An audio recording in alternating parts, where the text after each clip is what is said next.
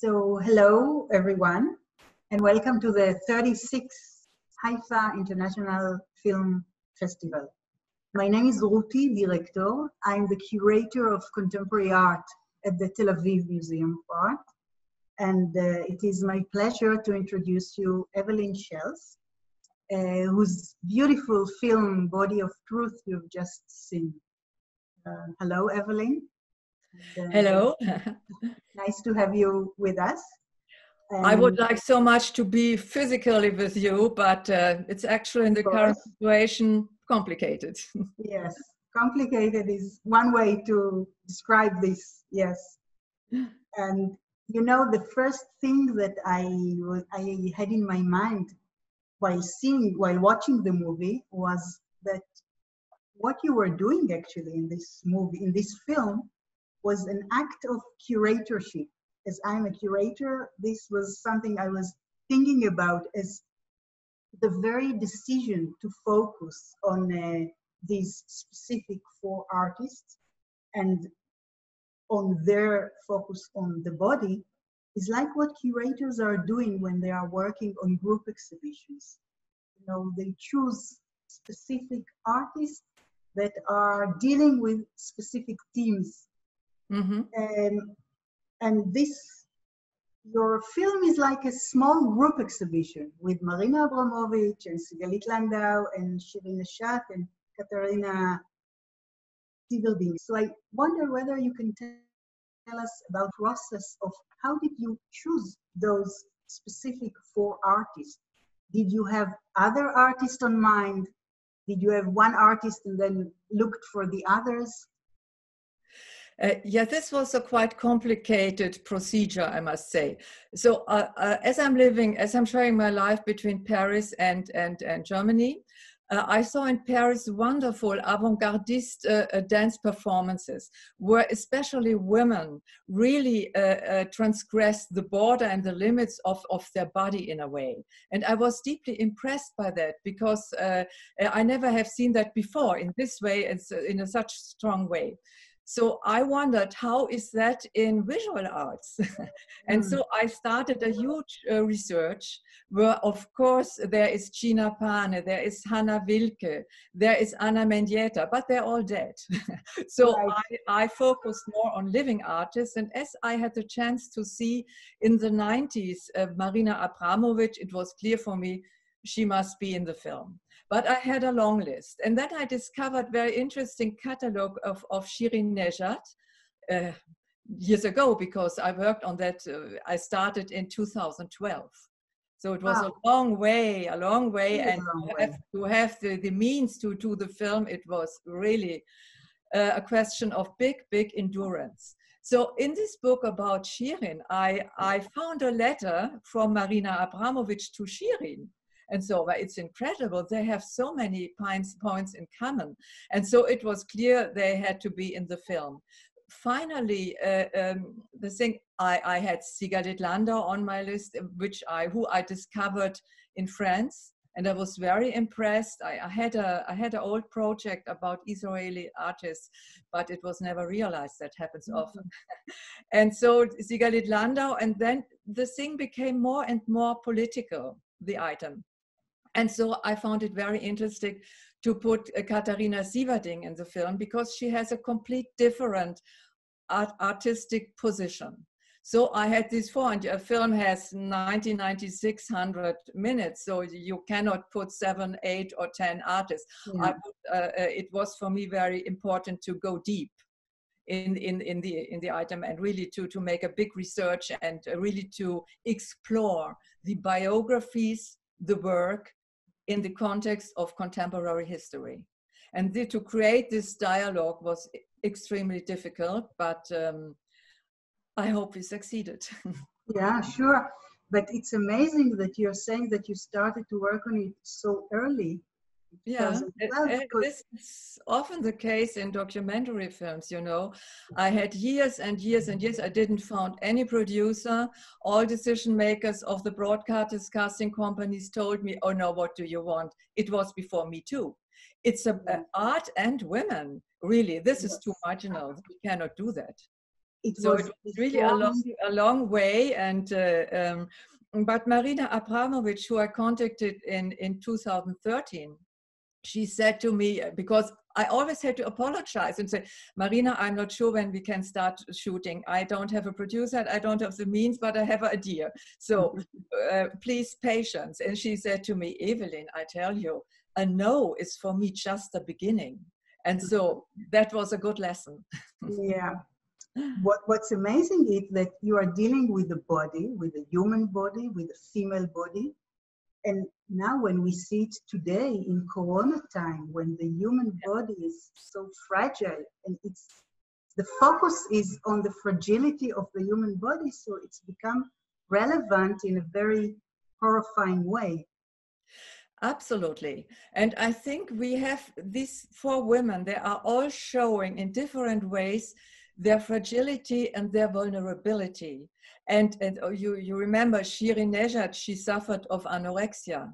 So she really, her body was touched and attacked by the wounds and of the political situation and the political conflicts of her home country. And she created resilience using her body, and the others did the same. And I think we have an exterior invisible enemy actually, and our body has also, and our mind has to create resilience to refuse and to resist. And so it was not intended by me, but it's kind of to transform fragility, vulnerability, to have the force to show it and not to hide it, and to transform it into something else, in their case, artwork. This is always something what fascinated me a lot, to transform vulnerability, fragility into something very strong. And I think all 4 women are artists. These artists are doing that. Absolutely.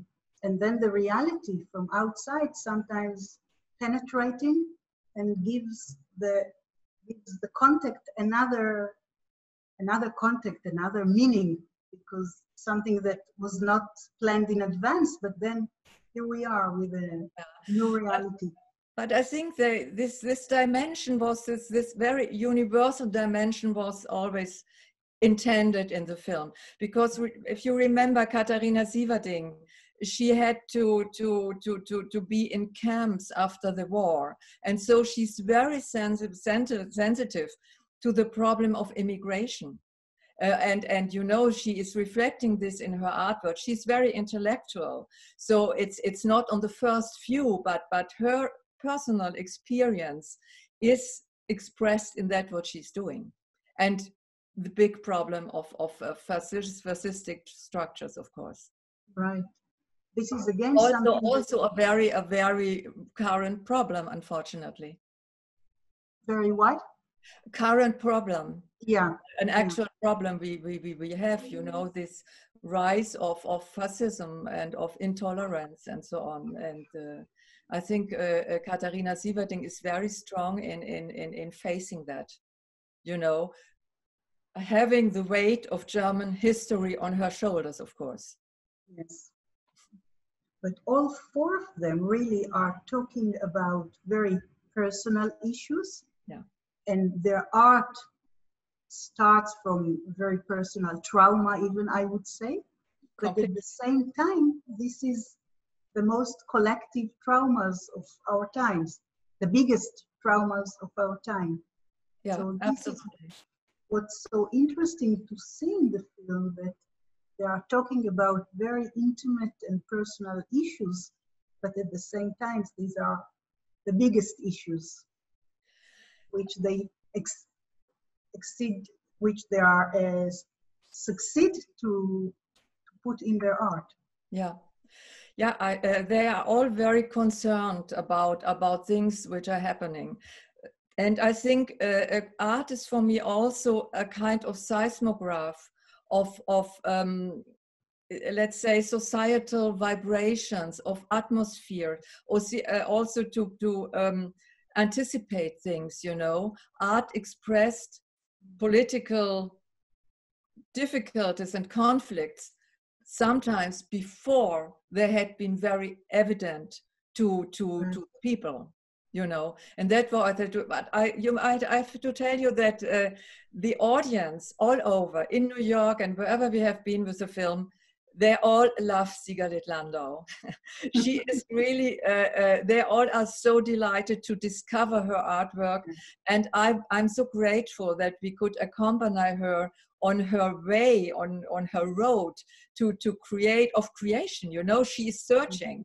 And finally, we have the work she created, but she was so open to show that it's not certain where will she go, what will she do at the Dead Sea, you know. And this is really very touching, and I think everybody was, it opened the heart of everybody in a way. And of course she has this traumatic past, second post-Holocaust generation. So from a local point of view, I must say it was very pleasing to see Sigalit Landau alongside these three international women and other women. When you were shooting in Israel, did you have a chance to see other artists, Israeli artists, to meet other artists? Unfortunately not. No. Because I tell you, it's a question of time. It's terrible. I would love to discover more, but I would have been so happy to come to Israel now to the festival and to have time to see other things. Of course, if you come with your team and every day is very, very expensive, you have to use it for that what you are doing. So, but I was in this wonderful museum, in your wonderful museum, where we shot also, it's not in the film, but the huge sculpture of Sigalit Landau. Oh, right. Yeah, it was fantastic, but it was very difficult to create the storytelling of the film, and it's not in the film, but I saw it and I filmed it intensively. I guess editing was very complicated in this film. Of course. We had a concept because we had to convince many people to have the means to produce the film. It was a long way, and so you have to convince. They want to see the film with their inner eyes, but the film is not ready, neither in my head. But so I had a concept of the storytelling, of the beginning, what to do. But of course, it was very complicated to create the dialogue of these very different artistic positions and the dialogue between their biographies, their personal stories, contemporary history, the artwork, and their wounds. You know, it has a lot of dimensions. And I'm very happy that all four of them said, you respected so much every different position, but you put it together into a dialogue, and that I'm very happy. At the end of the film, there is this very moving moment of the meeting between Marina Abramovich and Shirin Eshat. I guess it was possible because they both live in New York, but I wonder if it was possible, would you have made all these four artists meet? We had for a moment the idea that Sigalit Landau and Katharina Sieverding meet in Israel. But there was a very tense political situation while the shooting, and Katharina was reserved, and finally we couldn't realize this kind of meeting of both of them. But on the other hand, if you take the pure documentary film point of view, it was very natural that Marina and Shirin meet because they know each other since so many years, you know. And it was a decision between the risk to put all four together or to have, well, you don't know what happens. You have no idea.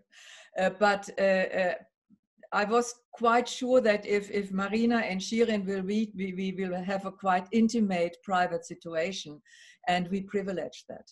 It was really very touching. Yeah, they have been so cute together.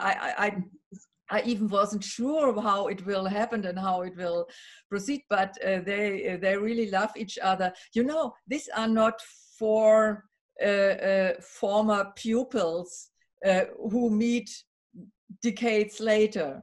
You know, these are really four individual artists, and two of them know each other. And so finally, it seemed to me quite natural that only they two meet. Yeah.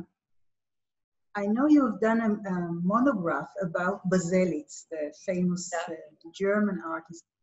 So I wonder how different it is of doing a documentary, a monograph about one artist, than doing this kind of project about four artists. Is this like four short monographs or much more complicated? It's much more complicated because you have when you have the means to start the shooting, which is very complicated because you have to finalize many contracts, you have to organize in a certain time the shooting with the four artists, and this was of course extremely complicated. And but we succeeded, and they have been all very cooperative, and so we could do it. Of course, I would have loved to accompany them one more year, but we still wouldn't have the film. So and you have to deliver also. You know, to work with one artist is in many point of views very different. Because of course it's less complicated in some ways, but you have to go also. It's difficult to compare. Baselitz was for me also someone who is very connected. His life and his work is very connected to German history, you know. Yes. And so this is our similarities in the content.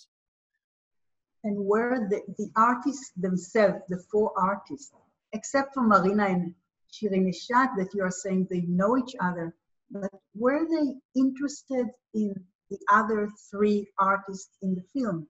Yeah. Were they interested in the common aspects of the film? Yeah, of course. Yeah. I was always very frank, and I asked all four of them, listen, this is my proposal. These four artists, would you agree to that? And they all agreed. I really must say that they supported me a lot, morally. Anyway. So, no, it was. Marina said, when we presented to her the film in New York, she said, Evelyn, now I know why you had this and that question.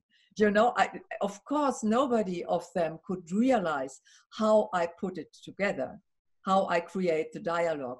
And this was a very complicated part, as I said. So the more and more I hear you, the more and more I'm convinced that you are acting really like a curator. This is what curators are doing in group exhibitions. They have an idea, only they know what is the meaning of all these combinations. And in the end, there is the final result, and hopefully other people understand it. And of course, in this case, but what I wanted to do with the film is also to create a kind of empathy with all these artists, and really to show them in their working process, you know. So I had the chance to film Marina while doing, and it is extremely smart what she's doing. Performance is something which it happens a moment. It's very direct, and then it's over. It can be filmed, it can be photographed, but that's all. And that she it is eternalizing now her performances in granite and coded for aliens. I find this extremely exciting, I must say. So we had the chance to see and to accompany all four while a creative process. And to give a little an inside view, what happened, how are they working, what are they doing, and as I said, I was very, very grateful to Sigalit that we could be with her and be present and film her while she was researching and preparing a new project. Yeah. And the film was shown, had a premiered in New York, right? Yes. Now it's in Haifa. Are there other plans to be shown? other festivals? Actually, was the cinema release in Germany, but of course, because of it was with 30 copies, so in around 20-25 cities. We had a wonderful reaction of the media, the print press and the social media and TV, etc., etc. That was really fantastic, all this reaction. We didn't expect that because art is still something special, you know. It's not a Tell me about it. It's not a blockbuster. But we will have a cinema release this year in Austria, in Switzerland, in in Spain, and we have one in Germany. Is that all? In Italy? Yes, the next festival will be in Italy. It's Arte Cinema in Naples, and it will be the opening film of the festival. So I hope we are we will be invited many times to show the film. And there have been in Frankfurt, there was Jewish Film Days or something, and they also invited the film, and I try to be present when it is possible. So I hope the film finds a lot of public and find its public first of all. Yeah, it's really a very unique film. Did you manage to work on other things during these last few months during the Corona time? Is it possible? Let's say all these 7 years, of course, I did films. I had to do parallelly other films, but smaller ones, 45 minutes and so on, to make a living, it's clear. But actually, I have some new projects, and one of them, it's 90% sure will be about another woman artist. It's Georgia O'Keeffe. Oh. Yeah, there will be a great show in Paris, a great exhibition in Paris, Madrid, and Basel. And this is the occasion. I'm working on that also since more than 1 year, and we are still not 100% certain if we can do it, but we are very positive. I hope it will be. It's interesting to compare this very different ways and paths they have, and she was born in the 19th century. Really, she is a pioneer woman artist. Exactly. Well deserved to be seen again and to be thought about again. Yeah. I think our time is over. I thank you very much for this conversation. I do hope that you will come to Israel again and visit Haifa and Tel Aviv. I would really love that, and I'm very, very sad that I could. I was so happy when I was shooting to discover your country. I really loved a lot. It was so impressive for me, and I said, oh, okay, if I have the chance to be invited at a festival in Israel, I have a good reason to come. But let's wait and see how things develop. Thank you so much for your questions, and it was a great. Thank you for the film, for the unique opportunity to see this intimate look on really 4 amazing artists. It's a privilege. So thank you very much, and see you. I hope so. Thank you very much. Thank you.